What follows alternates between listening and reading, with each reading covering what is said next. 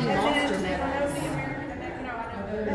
We had remodeled the house for 2 years, and we just got moved into it, and it was like the perfect storm. It was a perfect day for a house. And I had all my wood savings in the basement porch, and there was a spark that got out from who knows what, and it just ignited the secret shavings. And so the regional fire chief came down and investigated the fire. And he said it was, if he had to say it, he'd give me an idea, but he said it was too hot to determine the fire was. So they didn't have any evidence that for it. Now bear in mind it was like wood house, cedar wood, and it burned fast. 35 minutes, the structure was gone. All was left was several posts. When was this? 2020. And you live in Sacramento? Yes, ma'am. Okay. And so we moved back in our new house, thanks to my old friend Jerry Lee, that built my first house in '77. So he said, we were sitting on a bucket looking at the residue, and so I told this story to a lot of people, that if I cried real tears, you'd probably come and help me build my house. And he said, my God. Matter of fact, it's a little old. And so he said, I'm too old, I ain't building another house. He called me back in 2 days and said, I'll help you build your house. So then we proceeded to get a semi and go to Corbin, Kentucky, and get concrete artificial logs. So we built this house out of concrete artificial log. Real log homes out of Corbin, Kentucky. So I need to send her a bill too. When you when that came off somewhere, you realized how did that feel? There's no way to. It felt. What I felt was that nobody got hurt, and I seen my dad cry when our house burned down when I was 10. And when I come in the driveway, I made up my mind I was not going to cry. So I come in and we moved a $100,000 tractor away. I turned the gas off and turned the power off. And we proceeded to keep the area safe where no one got hurt. And so it was, my wife had the worst pain of anybody. She sat there and watched that all transpire. I was out there trying to keep the fire under control because it was a little bit dry. And so we kept it from spreading out into the cow pasture or into the woods. So, and the fire department done everything they could. If they would have been there with 5 fire trucks, they couldn't have stopped it. Only if they had seen the spark.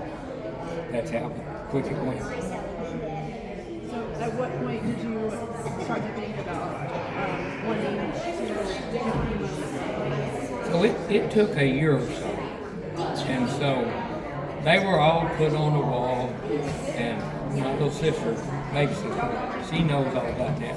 So they were similar to the case that they got, but the general, 101st General, pinned the Silver Star over it, and a fire support base called Camp Eagle. And so I think that actually comes from Stars and Stripes. So I need to see if I can't find somebody in this, because I'm sure there's still a Stars and Stripes that could go back to the date and maybe find it. Because that would be a nice picture to have to put back with what Senator Rand Paul and his organization put together. And that's art student. Well, I thought I didn't need it. So it just shows that everybody's got a heart, no matter how. Tell us more about how you said you didn't think you needed it. Where does that, can you elaborate on that? Not really. So there's so many people that will see you in your military stuff and they'll say, thank you for your service. And they don't even know nothing about service or discipline or pride in their own self. And you can tell the people that say, well, they just say it. Oh, Now, the people that's really concerned are a lot different, and you can tell. You can tell by how they speak it. And they may want to touch you. They may not. But they're just, you can feel it. You can feel the careness that is offered by someone that cares, rather than just someone that just says it. So y'all all know that. Everybody that's listening knows that. They can tell. So that's about it. Were there, besides that photograph, talk a little bit about the other military memorabilia and WASP and I had a album this thick. And, it had all my awards in it, and it had my pictures in it from basic training to when my family come up and had picnics, all the way down to a picture of me when I was an infant. So I had my whole life history in this one album. And so Keith and them seen it.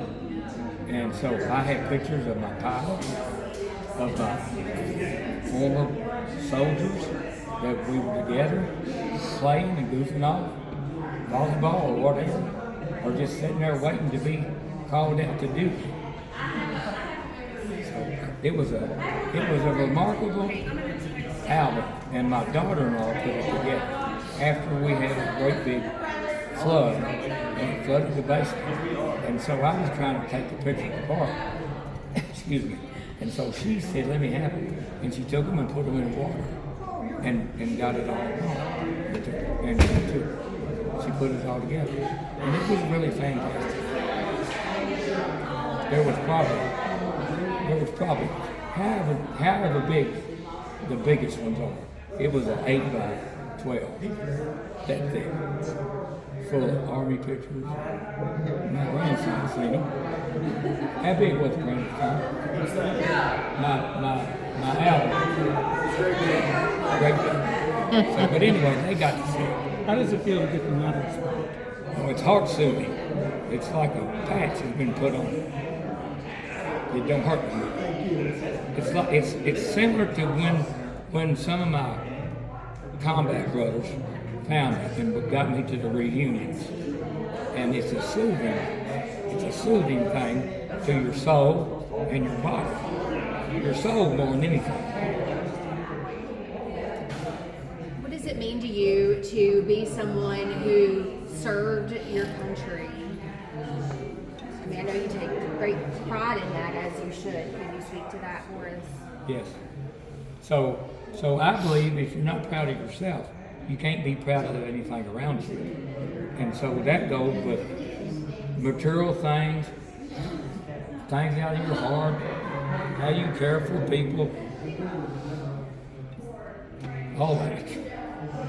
The grandchildren is a big thing.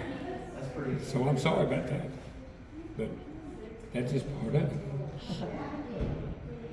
And there's a big difference in 75 and 27. So it's hard to explain. We work hard and we try to do right by everybody. And so, well, thank y'all. Thank you. You're welcome. I'm glad you had to stay for Okay. to celebrate. Yes, Right. you deserve it. Okay.